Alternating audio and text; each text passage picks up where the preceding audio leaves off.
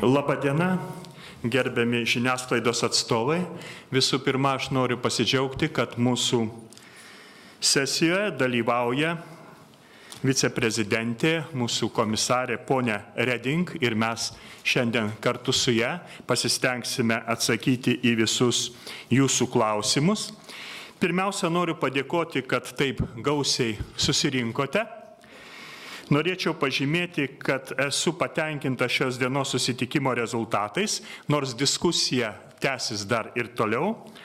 Tiek dėl ES teisingumo srities ateities, tiek dėl asmens duomenų apsaugos reformos temų vyko labai aktyvios ir vaisingos diskusijos. Jos padės ateityje priimti geriausiai ES piliečių interesus atitinkančius sprendimus. Teisingumo ministrai parodė didelį norą ieškoti konstruktyvių sprendimų ES tarybai pirmininkaujančios Lietuvos pateiktos darbotvarkės klausimais. Tai mums malonu. Diskutuodami apie ES teisingumo srities ateitį po 2014 metų, kai baigs galioti Stokholmo programa, ES šalių teisingumo ministrai išsakė nuomonę, kad naujos strateginės gairės apibrėžiančios laisvės, saugumo ir teisingumo erdvės prioritetus yra būtinos. Daugumos ES šalių teisingumo ministrų nuomonė, laisvės, saugumo ir teisingumo erdvės teisėkūros ir veiksmų planavimo strateginės gairės turėtų būti rengiamos atsižvelgiant į šiuos svarbiausius principus. Strateginio ES tikslų įtvirtinimą teisingumo srityje, glaudų bendradarbiavimą tarp atitinkamų ES institucijų bei tinkamą numatytų priemonių finansavimą. Susitikimo dalyviai taip pat išreiškė poziciją, kad pagrindiniai prioritetai teisingumo srityje nuo 2014 metų turėtų būti jau priimtų ES teisės aktų įgyvendinimas valstybėse narėse, pagrindinių teisių apsauga, įskaitant duomenų apsaugą, efektyvesnis teisminis bendradarbiavimas tarp šalių narių, taip pat platesnis informacinių technologijų panaudojimas teisingumo srityje. Visi sutinka, kad augančiai ES reikia tinkamų priemonių, kurios atitiktų šiandienos iššūkius ir sudarydamos stabilę bei tinkamą teisinę aplinką, skatintų ekonomikos augimą ir padėtų pasiekti, kad ekonomika ir visuomenė būtų labiau nuspėjama ir atviresnė. Šiandien taip pat nagrinėjame ES asmens duomenų apsaugos reformą. Suprantamas kolegų susirūpinimas dėl paaiškėjusios informacijos apie Jungtinių Amerikos valstijų galimai vykdomas sekimo programas, kurios galimai turi poveikį ES piliečių privatumui. Žinoma, kad būtina toliau ieškoti konstruktyvių būdų šiai sudėtingai situacijai spręsti. Akivaizdu, kad dauguma kolegų remia būtinybę stiprinti ES asmens duomenų apsaugos taisyklių nuoseklumo užtikrinimą ir remia kuo stipresnį valdybos vaidmenį šią linkme. Sutinkama, jog nuoseklumo mechanizmo taikymas turėtų būti ribojamas siekiant užtikrinti, kad jis būtų praktiškai lengvai pritaikomas ir pasiektų savo tikslus. Būtinos tolesnės diskusijos dėl nuoseklumo mechanizmo apimties, kartu nuosekliai diskutuojant dėl vieno langelio modelio. Tai yra prioritetinė Lietuvos pirmininkavimo darbotvarkės tema. Turiu omeny duomenų apsaugos reformą. Toliau tęsime intensyvų ekspertų darbą dėl įvairių aspektų ir sugrįšime prie šių svarbių klausimų formalios tarybos metu. Tiek aš norėjau pasakyti apie šios dienos mūsų diskusijas. Dabar perduodu žodį poniai Reding.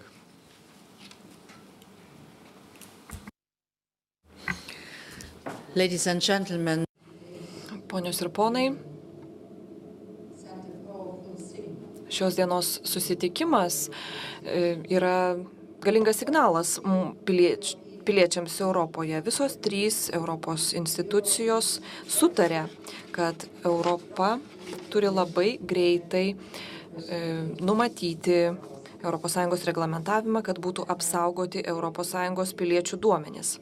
Esu dėkingas pirmininkaujančiai valstybei už pasiryžimą dirbti šį darbą. Taip pat esu labai dėkinga ir valstybėms narėms, ypač Prancūzijai ir Vokietijai. Nes Prancūzija ir Vokietija šiandien parodė, kad tas prancūzų ir vokiečių variklis veikia. Abiejų šalių teisingumo ministrai pasirašė bendrą pareiškimą, kuriame teigiama, kad reikia užtikrinti aukštą ES piliečių duomenų apsaugos lygį, kad būtų sukurta tinkama pusiausvyra tarp laisvės ir saugumo. Kaip visa tai svarbu, rodo tai, kad susitikime dalyvavo iš karto 2 Vokietijos ministrai - vidaus reikalų ir teisingumo. Ir tai yra ženklas, kad Vokietija tikrai sieks šių tikslų. Ir aš norėčiau paraginti visus ministrus įsitraukti į darbą ir neužmiršti šio įsipareigojimo per vasaros atostogas, į kurias mes turime teisę. O po vasaros atostogų sugrįšime pailsėję ir sieksime, kad darbas būtų atliktas. Visi pasikliauja pirmininkaujančią valstybę, kad darbas ir su Europos parlamentu bus baigtas iki pirmininkavimo pabaigos. Apie tai aiškiai kalbėjo ir Libe komiteto pirmininkas. Jis sakė, kad tai turėtų būti padaryta ir tai įmanoma padaryti. Ponios ir ponai, PRISM programa buvo lyg tas skambutis privertęs mus atsitokėti.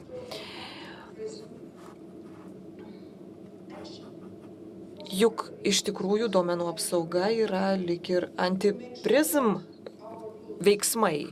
Mes turime siekti, kad mūsų taisyklės būtų taikomos visiems, kas veikia ES teritorijoje, įskaitant ir ne europinės bendrovės.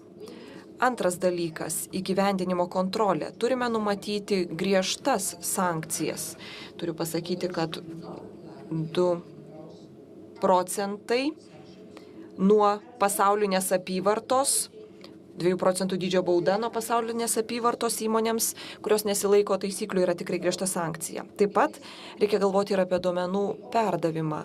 Šiame kontekste egzistuoja vadinamasis saugaus uosto susitarimas, reglamentuojantis duomenų perdavimą iš ES į JAV. PRISM programa parodė, kad gali pasitaikyti tokiu atveju, kai ES piliečių duomenys gali būti perdodami JAV, nesikreipiant dėl to į teismus. Ir aš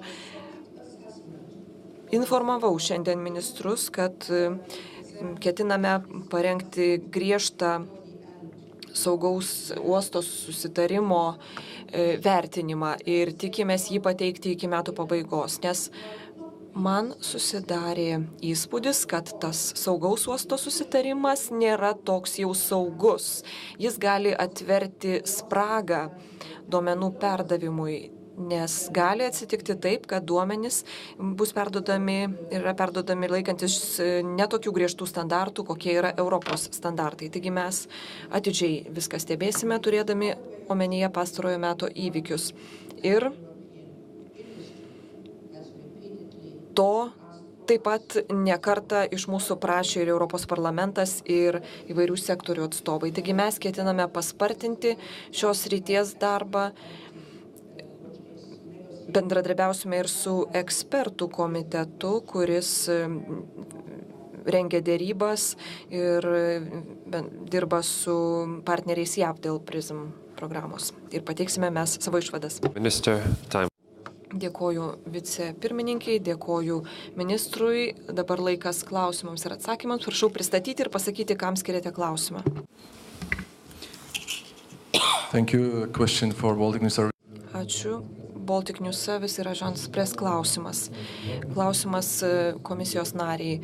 Kada jūsų nuomonė galėtų įsigalioti naujos duomenų apsaugos taisyklės, kuriomis būtų atsižvelgiama į PRISM programą? Turiu ir dar vieną klausimą. Ar dabar jau galite pateikti atsakymą piliečiams? Kalbant apie PRISM apimtį, ar pranešimai pasirodė žiniasklaidoje dėl PRISM apimties ir šnipinėjimo skandalo yra pagrįsti. Atsakau į jūsų antrą klausimą. Jūs žinote, kad prasidėjus Liepos 8 dieną dėryboms dėl laisvosios prekybos sutarties įvyko ir pirmasis vadinamųjų šerpų susitikimas, kuriame buvo kalbama apie saugumo lygį ir duomenų apsaugą. Tai buvo pirmas tikras susitikimas su aukščiausio lygio ekspertais. Dar vienas susitikimas vyks pirmadienį ir turėsime atsižvelgti į to susitikimo rezultatus ir rudenį spręsime, kokio poveikio tai turės saugaus uosto susitarimui ir tam, kaip įmonės veikia pagal saugaus uosto principą. Taigi tas darbas bus labai svarbus indėlis. Jis turės tokios pačios svarbos, kaip ir komisijos prieš keletą mėnesių pradėta analizė apie saugaus uosto susitarimo veikimą. Dėl naujų teisės aktų šiandien tapo aišku, kad dvi teisėkūros institucijos, taryba ir Europos parlamentas, nori šios srities darbą baigti ir dėrėtis, rengti dėrybas per artimiausius 6 mėnesius. Tai yra labai svarbus dalykas. Pirmą kartą ir iš tarybos pusės, ir iš parlamento pusės mes jaučiame pasiryžimą dirbti drauge ir patvirtinti 2 teisės aktus, kadangi turime ir reglamentą, ir direktyvą. Parlamentas dar kartą pareikalavo, kad šie teisės aktai būtų nagrinėjami kaip vienas paketas ir tam pritarė ir pirmininkaujantį Lietuva ir tikiuosi, kad darbas nuo šiol vyks sklandžiai. Ačiū, ar dar būtų klausimų? Jūsų pirmą klausimą mes svarstėme šiandien ir apskritai reglamento bei direktyvos svarstymas nesusijęs su jūsų paminėtom aktualijom ir rengiamas reglamentas parengtas ir svarstomas, kaip žinote, jau seniai, kai dar tie jūsų paminėti klausimai nebuvo iškilę. Bet jūs žinot, lietuviai turi tokią patarlę, nėra to blogo, kas neišeitų į gerą. Tai yra optimistinė patarlė. Ir aš turėčiau pasakyti, kad šiandien naujų aktualijų fone daugelis ministrų pasisakė, kad reglamentas turėtų būti priimamas, svarstomas greičiau ir mes tikimės, kad bus spartesnė pažanga svarstant ir derintis dėl šio mūsų Lietuvos pirmininkavimo prioriteto. Dėkui.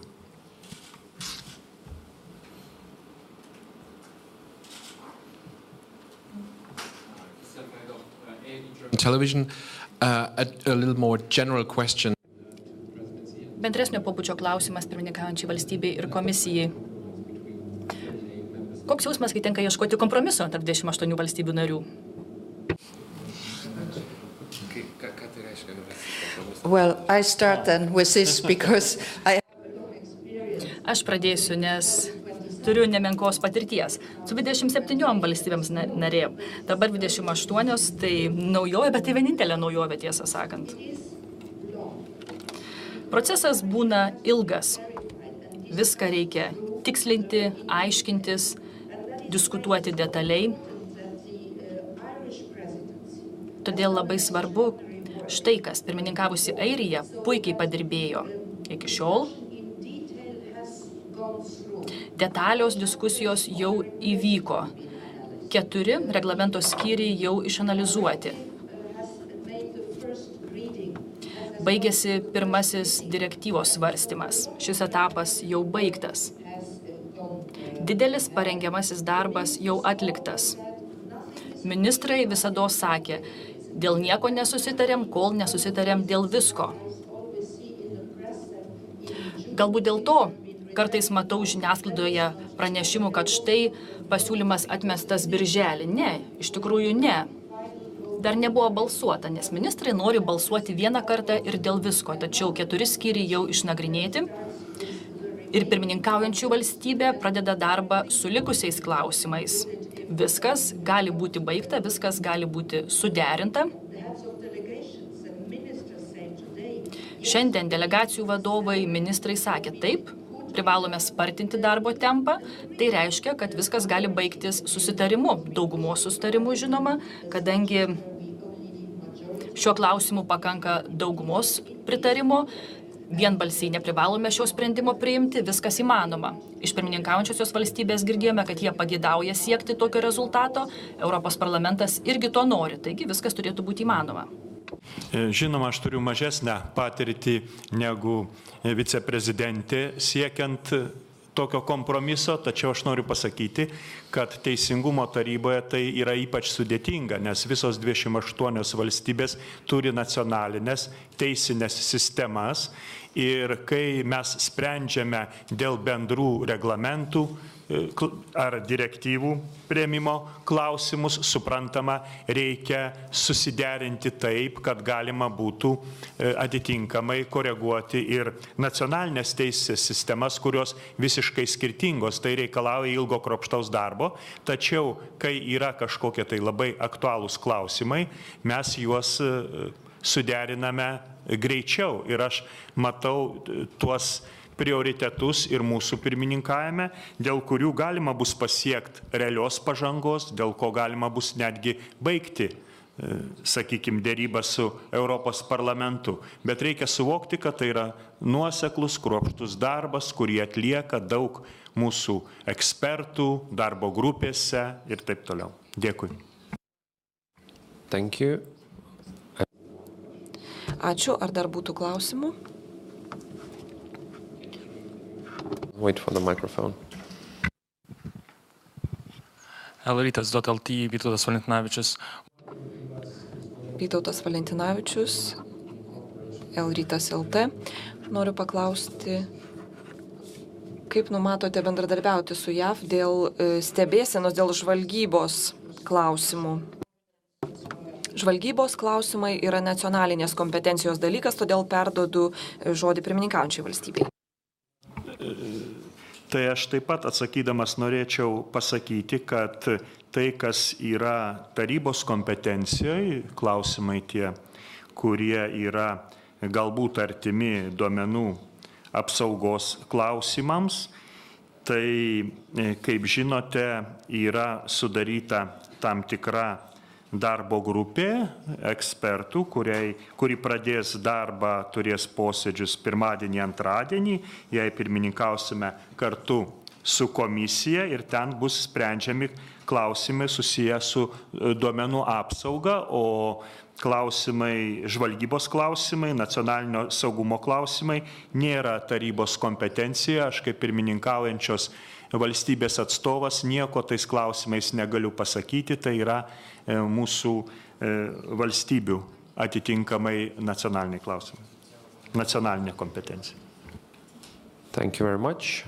Thank you, Vice President. Dėkoju gerbiamai komisijos vicepirmininkė, ačiū ministrui ir visiems. Dėkui.